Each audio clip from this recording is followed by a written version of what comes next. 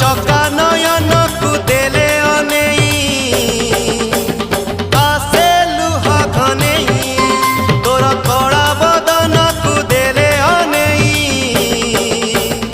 आसे लुहा घनेई